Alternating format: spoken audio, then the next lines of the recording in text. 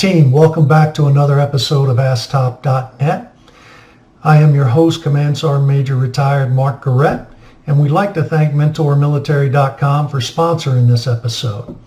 Today we're going to talk about how to request a commander's inquiry or a commandant's inquiry, because you can request either one at a unit and one while in school.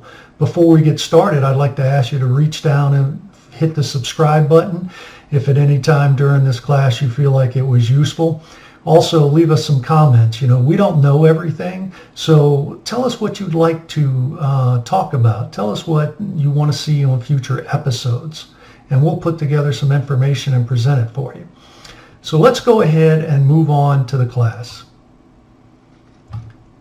This is a serious act because you are calling into question the rating chain's opinion and observations of you. So don't take this action lightly. We need to make sure that you are a responsible soldier or leader and do this the right way so it doesn't come back and boomerang on you. So what are our references? AR 623-3 covers policies and procedures. DAPAM 623-3, which covers how to put things together on the forms itself, and it also had some nice little tidbits and notes, so it's good to read both of these.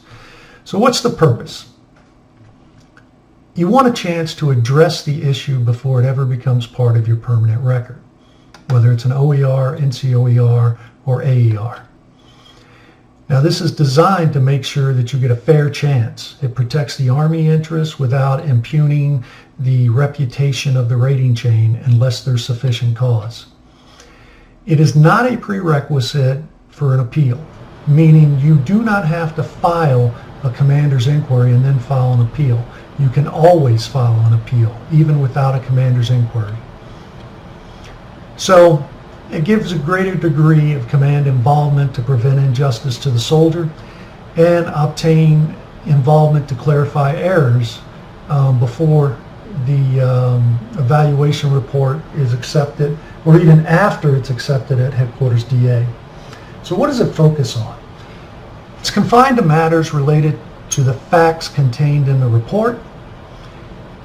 We have to make sure it ensures with regulations and the DAPAM. The commander's inquiry can be used as supporting documentation if you later submit an appeal.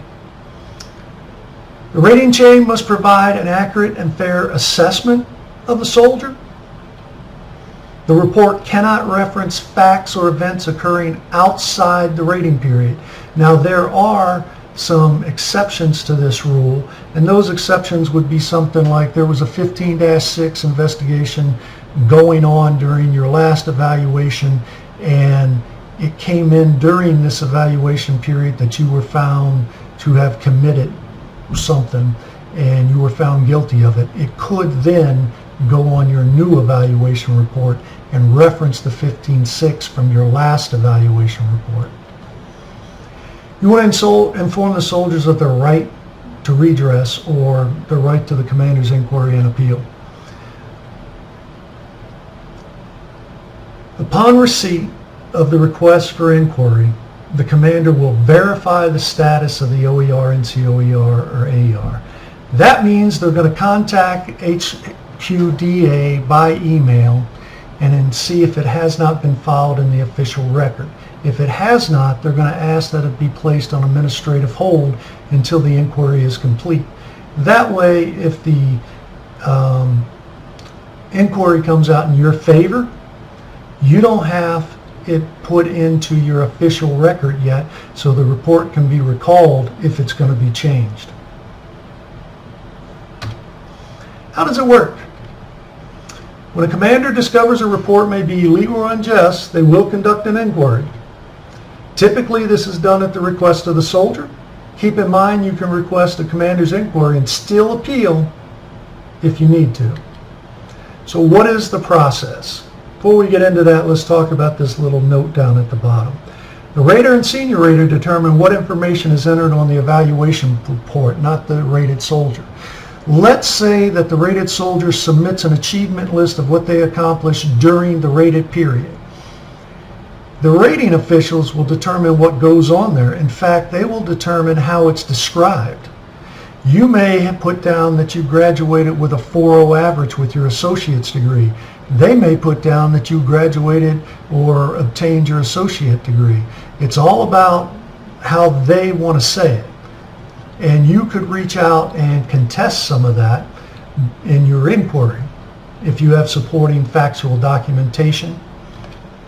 So, it's not used to document differences of opinion. If irregularities exist or errors exist of an improper rating chain, individuals not on the rating chain, inaccurate, untrue statements, lack of fairness by rating officials, that's the purpose, to dig into those things, not differences of opinion. Okay, so the inquiry will be made by the commander in the chain of command above the designated rating officials. It will be conducted by either the commander at the time of the evaluation in which it was rendered, who is still in command, or by a subsequent commander in the current position. Officials conducting the inquiry will not use the inquiry to force the rating chain to change their evaluation. Can't force somebody to change an evaluation. Officials conducting the inventory may not evaluate the rated soldier as a substitute. The rating chain or official conducting the inquiry will not forward the derogatory information to the rated soldier. Now think about that. If there's derogatory information that comes up during the inquiry, it cannot be forwarded to the rated soldier.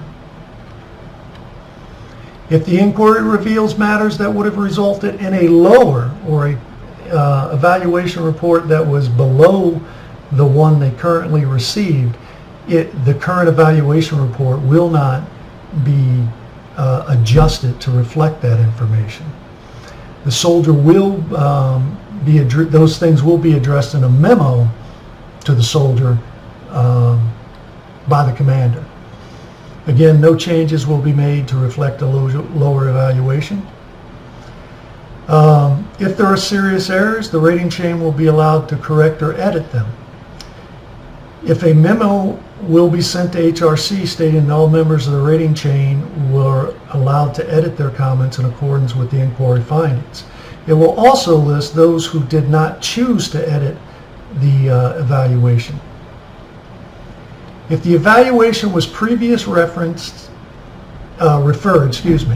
if it was a previously referred report and after the inquiry still remains a referred report, the soldier must acknowledge it and be provided the opportunity to submit comments before sending it to DA. Results of the inquiry will be forwarded to HQDA and will include specific findings, conclusions, and recommendations in a memo that will be filed with the evaluation report in the soldier's official record. Now, this only applies if the report was forwarded to DA and already in the soldier's file. If the report is still at the unit, there's no need to send the memo to DA. If the commander finds no fault, the inquiry is filed locally and a copy is given to the soldier. An inquiry does not constitute an appeal. The soldier may still request an appeal. The reviewer can also provide a memorandum that clarifies what's going on with the report. If there's obvious disagreement between the rater and senior rater, the reviewer could turn around and issue a one-page memorandum that clarifies some of that. Now, before you decide to pursue a commander's inquiry, you need to think through what you're going to do and understand the second-order consequences of what could happen or what damage you may do. So the idea is that you think through this and decide if an inquiry is really what needs to be done. So do a good self-evaluation of yourself. Before it is rendered, consider providing a list of achievements to your rating chain. These should be factual and measurable that can't be disputed. Speak with the rating chain and try and work out your concerns. Again, the commander cannot direct someone to change their evaluation. Always give the soldier the benefit of the doubt rating chain. If you think there's a tenuous relationship or there's something going on with this soldier that simply you just don't care for this soldier, make sure you give them a evaluation that is still fair and honest but slightly above what you would normally give them. This is professional, it's fair, it's honest, and should there be an inquiry, you will be found to have been just and fair with this soldier in most circumstances. In some cases, the soldier may not be capable of preparing a good inquiry. They may ask you to help them prepare it. You have a duty and responsibility to help them prepare the best possible inquiry there is, or direct them to someone that can help them. Make sure you treat the soldier with dignity and respect. What do you do when you have an unreasonable rating official? These happen. I've seen them several times. So the rating official is maintaining unreasonable standards and you can't force them to change their evaluation. But what you can do after discussing the issue with the rating chain or the unreasonable rating official, you can hold them to the same standards they're holding the soldier to. By holding them to the same unreasonable standards, they start to think about the situation. And usually the issue is resolved because they don't want to be held to the same standards that they're holding the soldier to. So how do you prepare your inquiry? Get the facts. List your achievements. Organize your facts. Make sure you know how to put this together in a methodical way. Develop a timeline. Get supporting statements from third parties that may have been witnesses to certain things. Develop your rationale. How are you going to approach this? What is your objective? And provide a reasonable solution or resolution. What would you like to see as an outcome? Remove all emotion from the document you put together. Don't blame others in this document. Be as factual, unemotional as you can, and try not to be directive about it being somebody's fault. Develop your draft. Have a disinterested person that you can trust review and proof that draft. Approach your rating chain and try to solve the issue before you submit your inquiry. Try and solve the issue at the lowest possible level. Then submit your inquiry.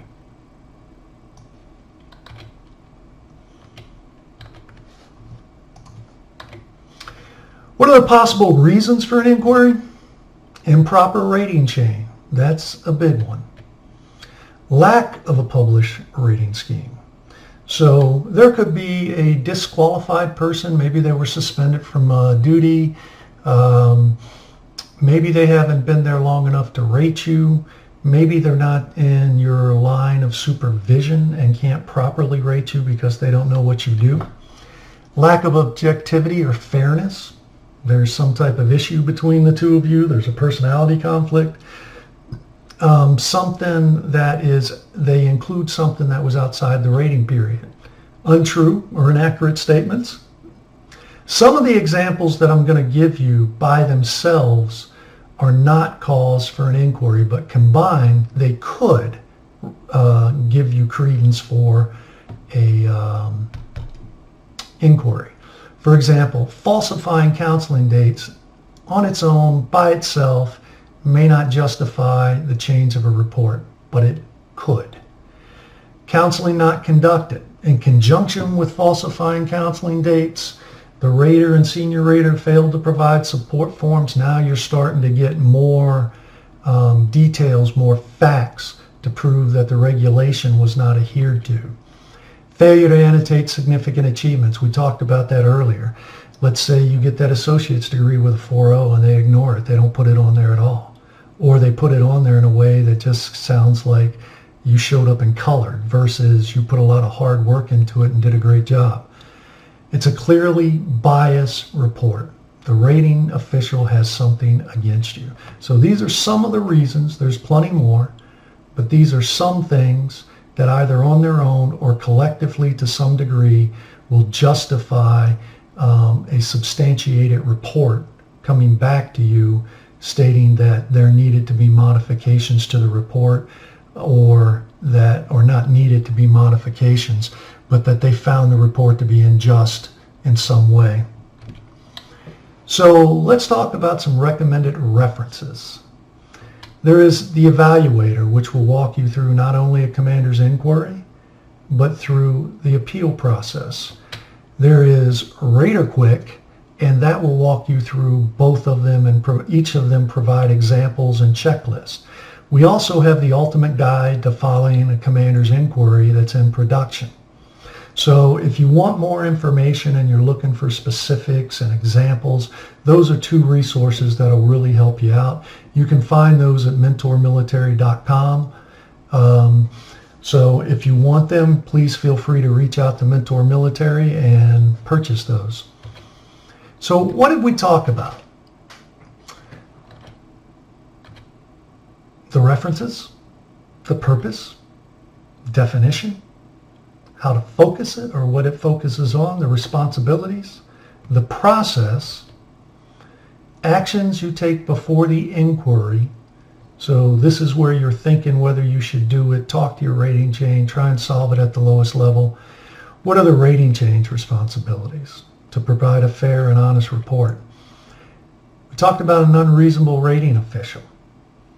How to get their attention, hold them to the same standards that they're holding the soldier to. How to prepare your report in a logical, methodical manner so it's well organized and it gets to the point so that you have the highest possible chance of succeeding and winning the commander's inquiry.